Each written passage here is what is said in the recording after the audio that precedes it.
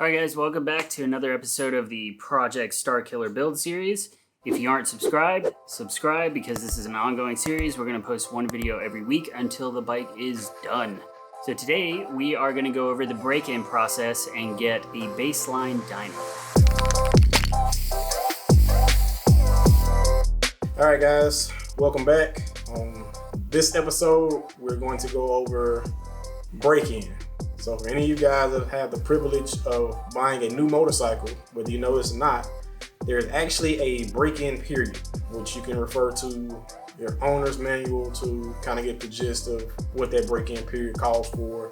It usually is rather, I guess you could say, they baby the motorcycle for the break-in period. But break-in is one of those things that everybody has their own opinion on what's the best method to use. So I will tell you what Kawasaki says the break-in is for this ZX-10. I'll tell you what some people do for break-in, and I'll tell you what I do for a break-in and why I do the break-in that I do.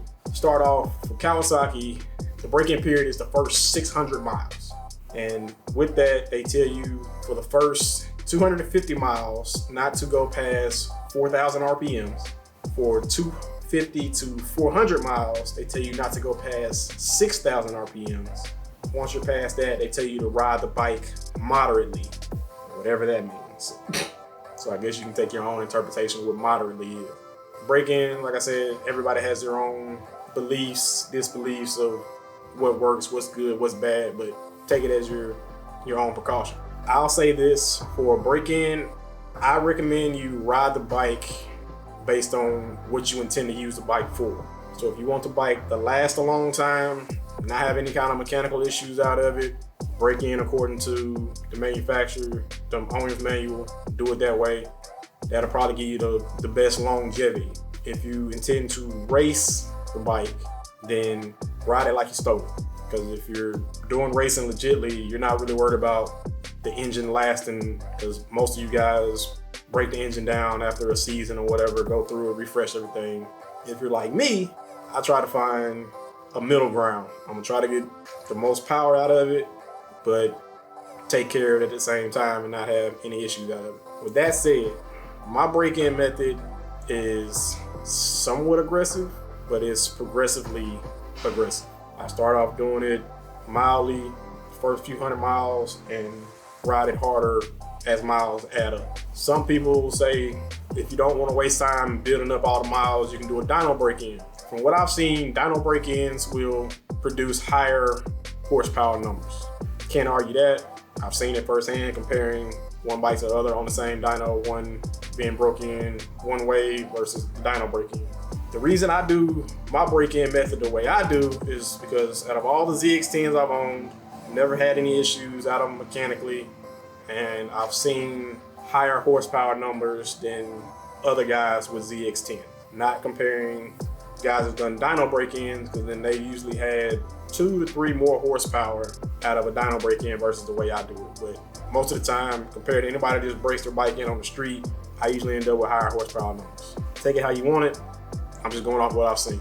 So what I normally do is when I get the bike, I will ride it and not exceed 7,000 to 8,000 RPMs, just because I'm going ride on the highway. Once the bike is warmed up, I will do a couple of pulls just to get an aggressive acceleration going. I won't exceed the 8,000 RPM limit for the first couple hundred miles, usually about 100 to 200 miles. And then once I get to that, then I'll progressively increase the RPMs until I get to about 500 miles. Once I get to 500 miles, I'll go ahead and change the oil, and I will stick with conventional oil. I won't do semi-synthetic or the full synthetic at the break-in period. Reason being is because what I was told from somebody that was a mentor to me when I was out at the shop at Cool Springs, that full synthetic has anti-wear properties. So your engine's not going to wear in with full synthetic oil in it. So he suggested me wait till 1,000 to 1,200 miles before switching to full synthetic oil. I've always done it like that, haven't had any problems. So at the break-in point at 500, I'll just put Kawasaki's regular 4-stroke oil in, 10W40, and then I'll run the bike from the 8,000 RPM limit, not quite to red line. Once I get to 1,000 miles, I'll drain the oil out again. At that point, I'll put full synthetic in it and I'll run full synthetic the rest of the time, however long I have the bike, whatever. And then while full synthetic is good for high mileage, I usually change my oil every 4,000 to 5,000 miles. I think the manual tells you every 7,000 miles. They do the break-in at 600 miles. The next oil change is at 7.2 or 7.6. 7.6. And then the one after that is 15.2. That's what the manual recommends, but running full synthetic, I'll do 4,000 to 5,000 miles. And I don't change the oil filter with every oil change. Every other oil change, I'll change the oil filter. That's just me. I'm not saying you should do it, but I haven't had any problems out of it, so what's not broke, I don't fix. At that stage, which stage we're at now, I've already done the break-in oil change. I just got it to 1,000 miles today, so we're going to change the oil out and switch to full synthetic now. Then we'll be taking it to CMP to do a baseline dyno run, and then I believe Jeremy is going to go ahead and de-restrict the bike, and then we'll go from there with the next phase of the project. We've done oil changes, but we haven't done the process step by step, so we're going to do that now with this project to kind of show it. It's not much to oil change, so if you're able to turn a wrench, you're capable of changing your own oil, especially on a motorcycle. Everything's right there. All right, oil change is pretty simple. It's only about 5 steps. Drain plug, oil filter, refill the oil, check the oil level after running the bike, and then top off if necessary. You want to make sure you warm the bike up before you change the oil. At least get it up to operating temperature. Turn the bike off, drain the oil. Drain the oil from the drain plug, take the oil filter off, let the oil drain from there. Put your new oil filter on, which you'll put a little bit of oil on the O-ring on the filter itself, snug and hand tight. The torque specs on the ZX-10 is 13 foot-pounds for the oil filter, and then for the drain plug, it is 21 foot-pounds for the ZX-10. Look at your service manual for torque specs for your particular bike. With the ZX-10, you also get a crush washer that goes on the back of the drain plug. I replace those every time I change the oil. It's not expensive. They're like 96 cents or something. Don't be cheap. Replace it. Saves a headache. Won't have any oil leaks or anything like that. So once that's been replaced, the filter and the drain bolt, remove the oil fill cap, pour your oil in of your choice. Most bikes have a sight glass on the side of the engine case. In order for it to check the level correctly, the bike should be in an upright position. You have a high and low mark on the sight glass, usually indicated. You generally want to be in the middle of the high and low mark. You don't want to overfill it. If you put too much oil in, it'll spew the oil out through your air box and drain out down the side of it. You don't want that mess. And if you're too low, have engine problems. So you want to put it right in the middle of the high-low mark, safe spot. Once you've added the new oil in, put the oil filter cap on, start your bike, let it run for a little bit so the oil will circulate back through. If you change the filter, the oil has to go back into the filter. And you may notice when you first turn the bike back on, your oil pressure light should stay on, but only for a few seconds. It should shut off. If the bike's been running for a minute and it doesn't shut off, turn the bike off. You might have an issue. Hopefully we don't have any. So on the ZX-10, oil pressure light is here.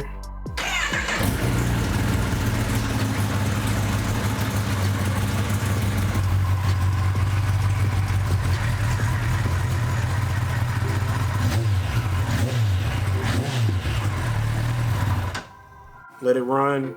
Once the oil circulated for about a minute or two, shut the bike back off. Let the bike sit for about 5 to 10 minutes, just so the oil settle back into the oil pan. Recheck your oil level, see where it is in the sight glass. If it's lower, which it probably will be, because like I said, the oil has to go back into the oil filter. So you'll add a little bit of oil, make sure you get it back to the center of your sight glass. Like I said, I know I say 10 minutes, at least let it be 10 minutes, so that way you know all the oil is settled back in.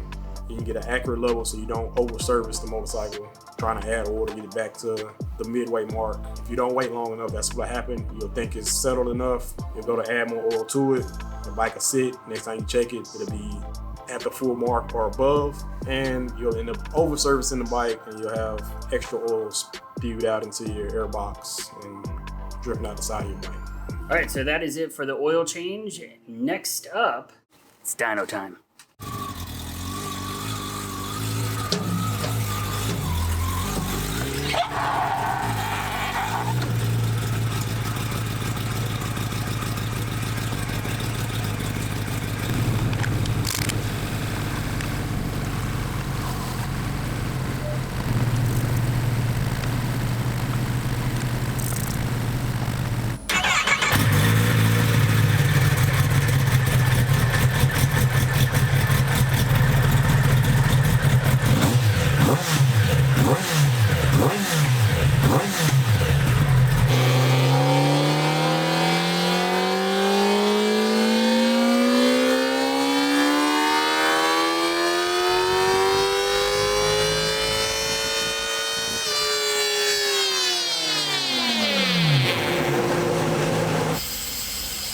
such a loud whine coming out of it. Yeah, that almost sounds like gears, like the transmission gears are winding on it. Yeah, I had never heard that before with all the other ones that I've been in here for. Yeah, I haven't either, but none of them are usually stock. 168. 168, huh? Oh yeah. Guess I was wrong.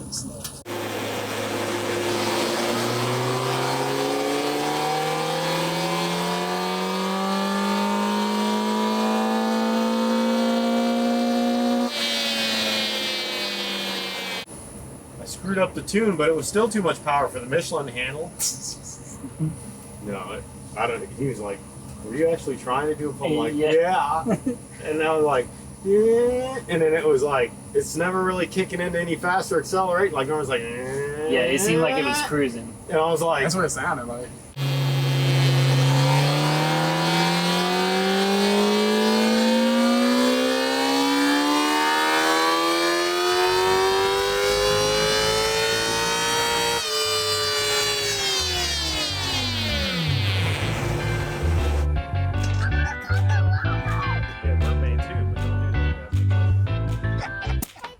All right, so brake in done, full synthetic oil in, just did the baseline dyno run, completely stock. We did 168, yeah. and then once he de-restricted it and kind of cleaned the tune up a little bit, came out at 183. And it doesn't sound like much, but with our jockey here, no one stands a chance, and he can ride. He's like 48. He looks young. This guy's gonna tear everyone up. Hey, mine's starting to bite for me. So Mine's starting to bite. It is running. That's how quiet this thing is. It's still running. So of course, shout out to Jeremy, CMP. Always takes care of me when I bring my bikes up here. So if you guys are looking to get work done, this is definitely the place to come. He hasn't got the bill yet. Thank God we're doing this first. Like I said, I'm going broke on this project, so y'all better subscribe and like these videos. I think that's it for, I guess this is episode 2. So see y'all in episode 3. Next year. Testing, audio, blah, blah, blah. It's just loud there. There's certain points where it's okay, and then other points Vegas it's like, just echoing off of the houses. I'm racing a lawnmower right now. Yeah, pretty much. Check, 1, 2. A little loud, don't care. Am I blown out though? I think I am. So what? Okay. And then I'm gonna have it at CMP showing the bike, and I'll just be like, is the dyno? That should work out, right? Yep. Yeah. Josh, I promise you, we'll come back another day. That's close to me. Let me get closer. Don't! What was the numbers? Take the picture away! Smudged. Perfect form. Shit. Well, that's the talk. Wish everyone else around here could do that. All right, Cam. Now we're the same weight.